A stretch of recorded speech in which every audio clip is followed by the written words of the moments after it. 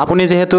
সন্ত ৰামপাল গুৰু মহাৰাজৰ পৰা নাম দীক্ষা লোৱাৰ আগতে বিভিন্ন সমস্যাত ভুগি আছিলে আপোনাৰ শাৰীৰিক যিবিলাক বেমাৰ আছিলে ব্যাধি আছিলে সেই সমস্যাবিলাকৰ কাৰণে আপুনি মানে বহুত অশান্তিত আছিল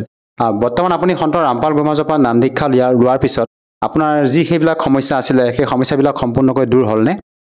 হয় মোৰ যোনবিলাক সমস্যা আছিলে আগতে টিবি এপেণ্ডিক্স বেমাৰ আছিলে এটো ভাল হ'ল আৰু যোনটো মোৰ মাহেকীয়া প্ৰবলেম আছিলে যোনটো মই ভাল কৰিব কাৰণে মেডিকেলত দেখালো তাৰ পাছত মন্দিৰতো গলো ভাল হোৱা নাছিলে এটো সন্ত ৰামপাল জি মহাৰাজৰ পৰাই দিশা লৈ মোৰ ভাল হ'ল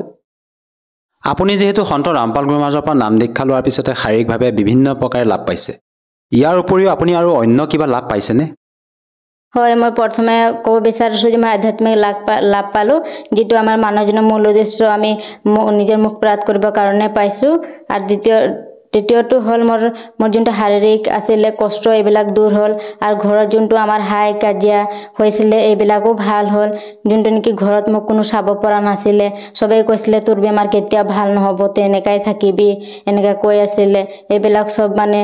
আমাৰ গাঁৱৰ মানুহ কৈছিলে ই নাবাচিব ই মৰি যাব বুলি কৈছিলে কিন্তু মই এইবিলাক সব সমস্যা সন্ত ৰামপাল জি মহাৰাজৰ পৰা আহি কিনে তাৰ পৰা দীক্ষা লৈ কিনে মই সব এইবিলাক সুখী হলো